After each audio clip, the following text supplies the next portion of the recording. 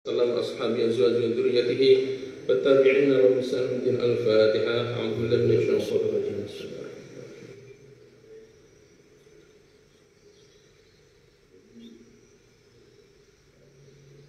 Bismillahirrahmanirrahim.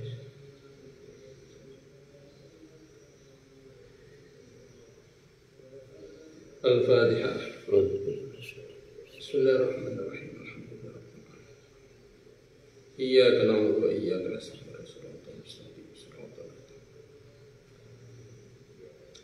Qala musannif rahimahullah ta'ala wa nafa'ana bi'ilmi fid dharaini.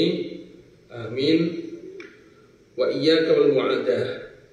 Jauhilah walihmu permusuhan.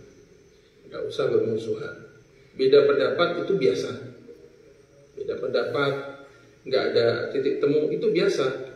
Karena memang manusia Allah Ta'ala ciptakan beda-beda. Ya kebayang kalau semua orang pendapatnya sama kayak semut gitu gimana? Gak ada perjuangan nantinya. Tapi jangan berlanjut pada permusuhan itu saja. Makanya wa iya kalau mu'adah, jauhilah olehmu permusuhan. Fa innaha tafdahuka wa tudayyi'u awqataka. Sebab itu akan mempermalukanmu dan menyia-nyiakan waktumu. Kenapa demikian ya? Orang yang bermusuhan akhirnya dia habiskan waktunya untuk melampiaskan kebencian permusuhannya itu.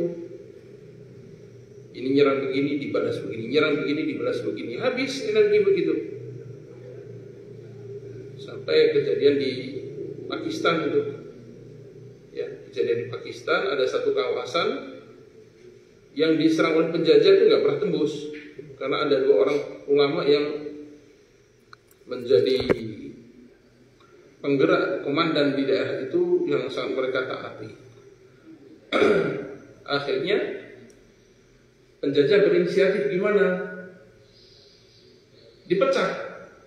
Caranya gimana? Dibuat bermusuhan. Loh kok bisa? Sementara mereka ini bersahabat dalam satu front begitu, satu kekuatan. Disusupkanlah orang, ya. Orang disusupkan dekat pada kedua ulama ini dengan hadiah-hadiah, dengan perkhidmatan, dengan ketaatan, sehingga orang ini lebih dipercaya oleh dua orang ulama ini daripada keluarga mereka sendiri. Nah, setelah sangat dipercaya begitu, barulah dia mulai jalankan aksinya. Gimana mulainya? Mulai pada Syekh A misalnya. Syekh gimana ya saya menyampaikannya? Ada apa? Enggak usah lah, enggak enak. Oh enggak, sampaikan aja. Nanti gimana? Enggak, sampaikan aja. Enggak enak, saya enggak orang sampaikan.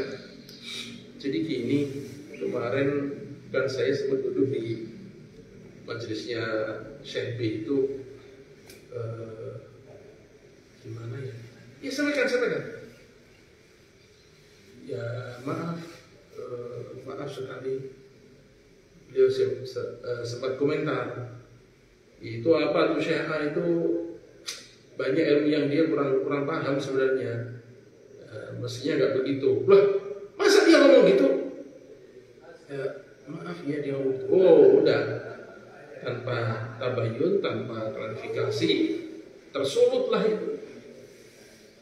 Maka di majelis beliau, justru beliau yang pertama kali menyerang. Hati-hati ya pada ulama alim Syekh B itu nampaknya aja bagus tapi begini. Udah. Ini kan terang-terangan menyerang. B pun juga tersulut juga, nyerang juga. Sehingga umat akhirnya terbelah. Energi habis untuk saling membela gurunya. Nah, udah kalau udah begitu tinggal apa lagi? Penjajah masuk sikat habis semua. Itu kejadiannya. Penyusup ya hilang lah, menyelamatkan diri.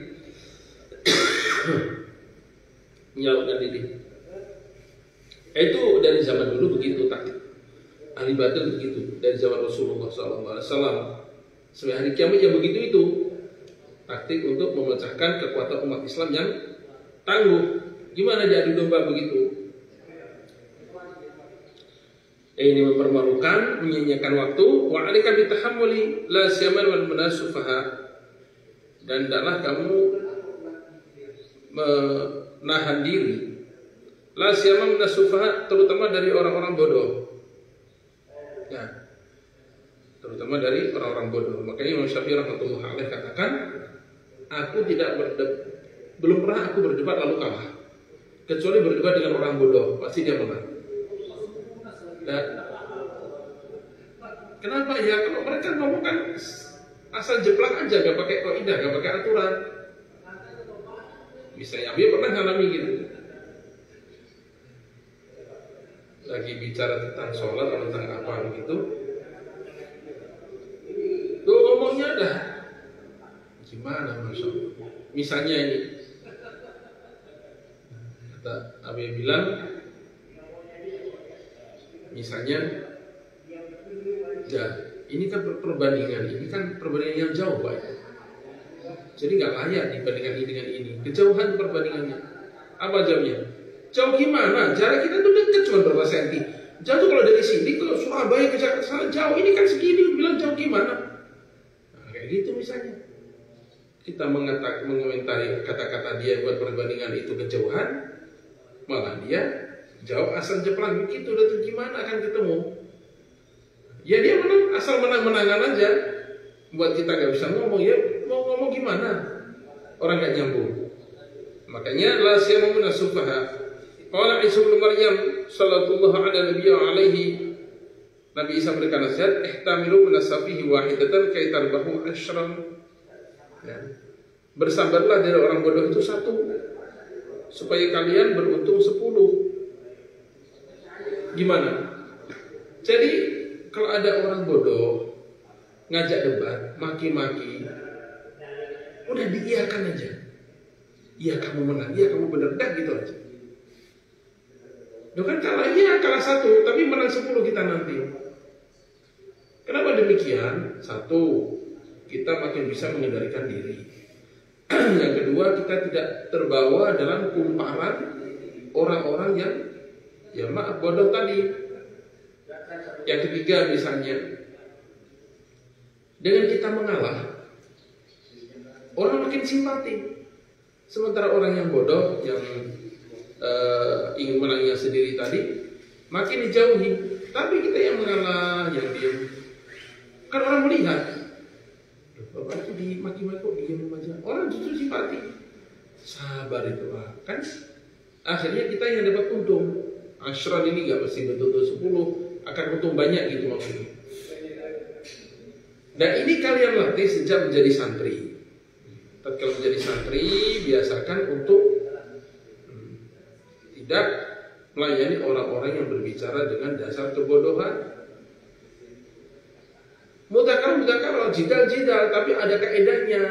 Nah, pakai aturan, bukan menang-menangan, tapi cari kebenaran. Nah, itu akan mengasah otak. Tapi kalau menang-menangan, ya itu prinsipnya orang-orang yang bodoh, yang penting menang. Udah jelas-jelas tapikan, nggak ada ujungnya. Nah, nggak usah dilayani. Diamkan, ya udah, ya. Bapak yang benar, bapak yang menang, udah. Nah, tinggal gituin aja. Wa unshitu li ba'dihim, dan disampaikan syair padaku milik sebagian mereka. Balawtun nasa qarnan ba'da qarnin falam ara ghaira khattalin wa qani. Aku telah menguji manusia dari kurun ke kurun, dari waktu ke waktu, maka aku tidak melihat selain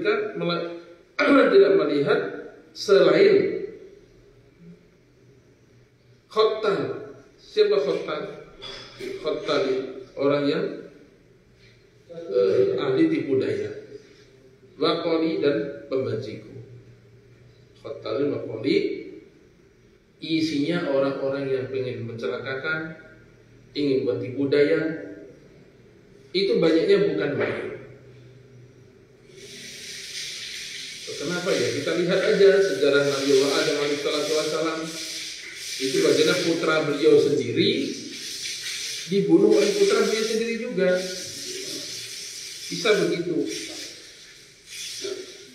Walam ara fil qutubi asyadda waqa'an wa as'aba min mu'adati rijal. Dan aku tidak berpikir, tidak punya pandangan dalam pembicaraan yang lebih mendalam dan lebih susah daripada permusuhan orang-orang. Maksudnya gimana? Kalau dasarnya sudah kebencian dan permusuhan, punya 1000 kebenaran gak akan diterima. Makanya jangan pernah bercita-cita membuat semua orang ridho, itu mustahil. Ini ridho, ini gak suka, ini senang, ini gak terima. Ini menilai baik, ini menilai buruk. Itu dah kehidupan manusia dah begitu itu. Makanya harus punya prinsip sendiri. Prinsipnya gimana? Buat Allah ridho gitu. Yang penting Allah sudah ridho, ya sudahlah. Orang terima gak terima, mangga. Orang senang gak senang, ya udah itu hak mereka. Inilah kehidupan. Jadi kalau kita berkeinginan semua orang suka, semua orang cocok, semua orang terima, sampai mati kita gak akan dapat. Kita begini disenangi ini, kita begini, itu senang ini gak senang. Ini terima, ini ngeritik. Lalu kita ikuti dia, ini yang kritik nanti. Akan terus begitu. Jadi susah memang, ada tulisan itu susah. Kita udah jelasin panjang lebar dah hati-hati, masih kena lagi. Kenapa? Dah jelasannya kebencian. Wa dhuqtu mararatal asya'i turran fama syai'un amarra minas su'ali. Dan aku telah mencicipi pahitnya banyak perkara. Turun terus-menerus bersambung. Maka tidak ada yang lebih baik daripada meminta-minta. Menurut dia. Jadi lidah merasakan getir pahit yang paling gak enak adalah minta pada selain Allah. Kenapa? Langsung jatuh, langsung dihinakan dan minta. Makanya kan ada aturan dalam Islam ini, boleh minta tuh kondisinya apa saja, ada syaratnya.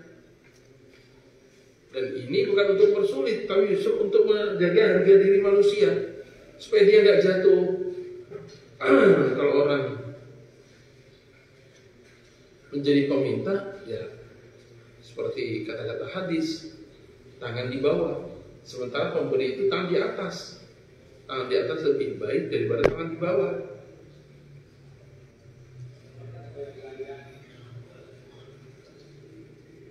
Wa iyyaka, dan jauhilah olehmu antadzunna syarran bil mu'minin, untuk bersangka buruk pada orang mukmin. Fa innahu masya'atul adawah, itu sungguhnya adalah pangkal permusuhan. Wala yahilu dzalika, dan tidak halal hal itu. Liqauli sallallahu alaihi wasallam, dzunnu bil mu'minina khairan. Bersangkalah pada orang mukmin bersangka yang baik. Wa inna ma yansha'u dzalika min khubuthil niyyati wa su'is sarirati.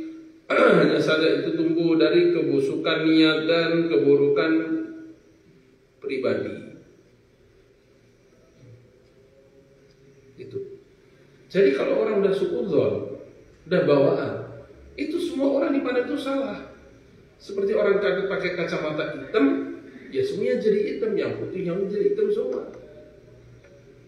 Atau ibaratnya, maaf ini, ada orang garuk-garuk telinga, garuk-garuk hidung, lupa kalau tangannya habis kena tai ayam. Nah, mana tai ayam di hidungnya? Maka benda apapun di depannya akan tercium busuk. Tercium busuk. Sampai dibawakan parfum pun busuk. Kenapa? Bukan parfumnya yang salah, hidungnya ada kotorannya. Nah ini begitu juga. Orang yang bawaannya memang selalu suudzon, memandang orang salah, negatif, ya semuanya salah. Yang benar pun salah, apalagi yang salah.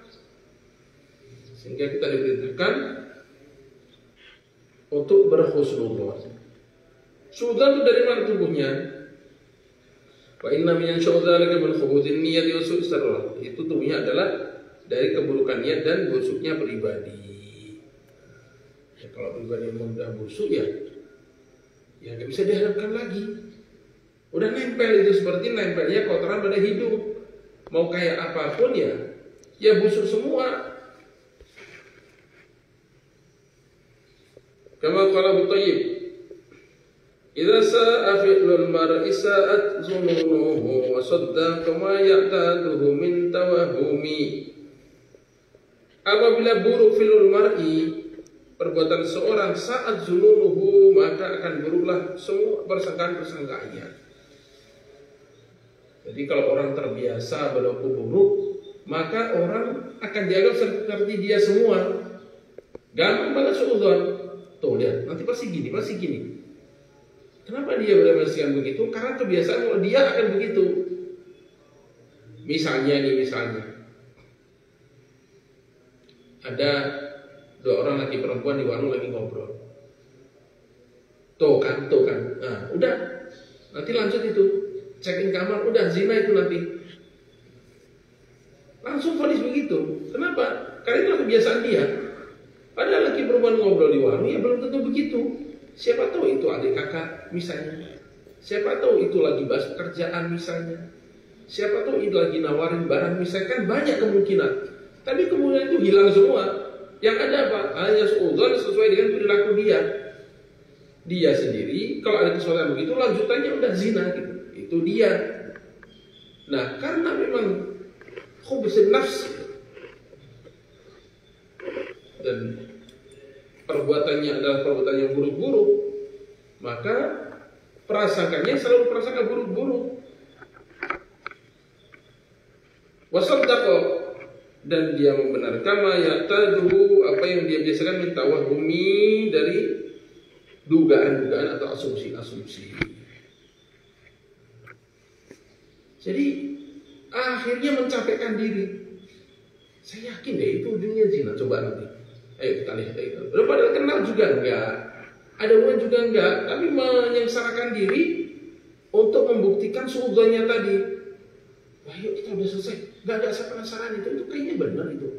Dugaan saya itu nanti ujungnya zina itu. Lihat tuh. Ah. Jadi sibuk sendiri begitu. Yang itu enggak ada gunanya.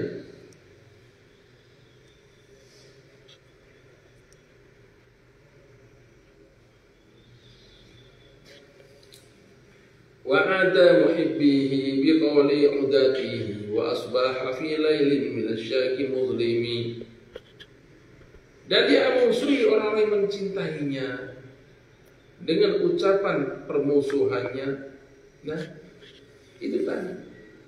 Tatkala sudah menjadi karakternya pembenci, karakternya suudzon, sampai orang yang mencintainya pun disuudzonin juga. Suudzon pada orang yang mencintainya. Dan kemudian dimusuhi. Musuhnya gimana? Dengan kata-kata permusuhan. Tadi karena udah terbiasa, udah menjadi karakter, semuanya disalahkan, semua dimusuhi, sampai orang yang ingin baik, gurunya, saudaranya, pasangannya, suaminya atau istrinya mau baik gitu, malah dimusuhi. Dan akhirnya wasbah fi syalailin minasyaki mudlimi, dan jadilah dia dibagi pada bagi sedihnya minasyaki mudlimi. Malam-malam itu dalam kegelapan, keraguan. Jadi tiap malam gelisah aja. Gimana ya itu kayaknya jangan begitu. Wah kayaknya bakal gini deh. Jadi malam tuh susah tidur, penuh keraguan. Jangan-jangan khawatirnya nanti kalau begini, jangan-jangan itu nggak berhenti. Gara-gara perbuatan dia sendiri yang buruk berkait dengan prasangka yang buruk, ya udah malam udah isinya gelisah aja. Dia dalam kegelapan, dia langsung memperdalam dugaan-dugaan buruknya.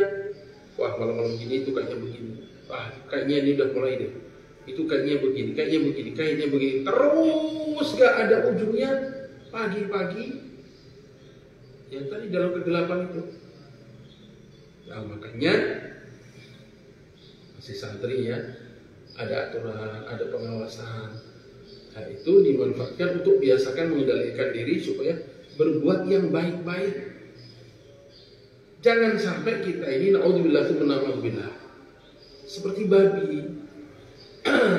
Tapi jadilah seperti lebah. Lebah itu gimana? Lebah dia terbang yang dicari ada sari bunga. Bunga yang harum, bunga yang bagus, sarinya yang diambil. Dibawa, diproses jadi madu. Jadi melihat tanah kosong atau pekarangan atau sawah, yang dicari itu selalunya bunga itu yang dicari. Dia nempel, nggak merusak, tidak merugikan. Dia ambil yang perlu, pergi, udah itu aman, itu dapat manfaat. Naudzubillah, jangan kayak babi, naudzubillah, cuma naudzubillah.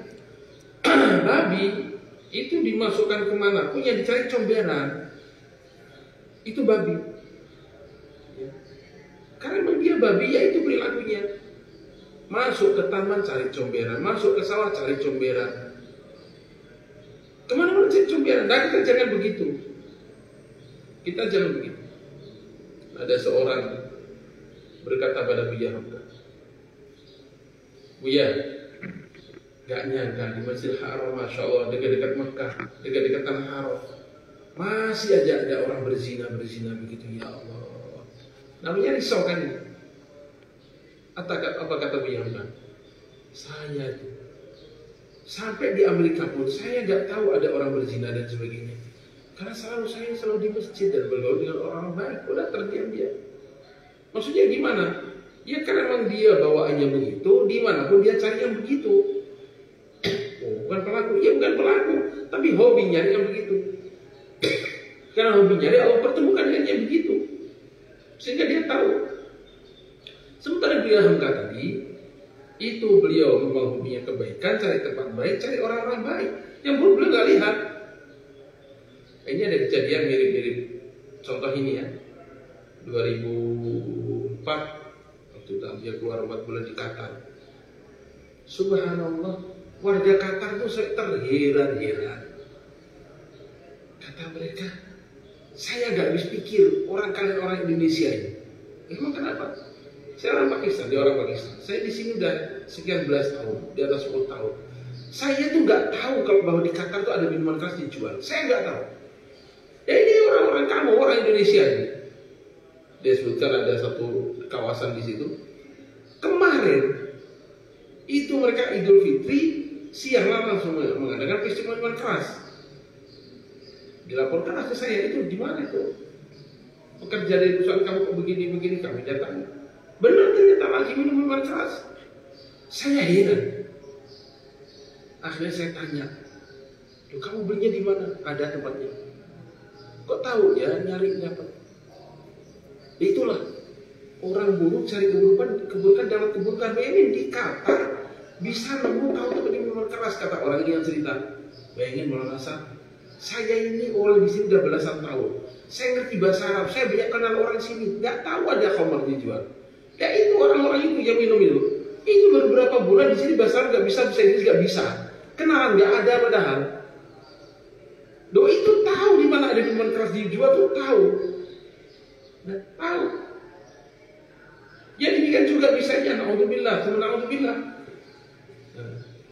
Santri sama-sama mantan narkoba misalnya, naudzubillah. Atau misalnya perokok lah, udah. Perokok, kenal enggak? Karena banyak santri misalnya. Tapi itu nanti lama-lama akan ketemu itu sesama perokok itu. Kenapa? Karena sama-sama nyanyi tempat persembunyian. Feelingnya akan mengantar dia ke sini. Loh, ketemu, ternyata sesama gitu. Karena ada karakter yang sama, dipertemukan nanti itu. Nah, kalau kita karakternya pengen kebaikan, nyari kebaikan seperti Buya Hamka tadi. Bahkan di Amerika sekalipun nggak melihat orang zina, dia nyapa masjid dan orang ibadah, karena itu yang dicari. Maka santri, kalian disantrenkan itu untuk mencari suasana bagus kan. Janganlah diletakkan di suasana bagus, malah naudzubillah sengaja nyari suasana buruk, nyari keburukan. Ketemu, ya akan ketemu terus, namanya juga di dunia gak ada yang sempurna gitu. Akan ketemu aja, karena itu dorongannya. Dan insyaallah dimudahkan kita kabul. Subhanakallahumma wa bihamdika asyhadu an la ilaha illa anta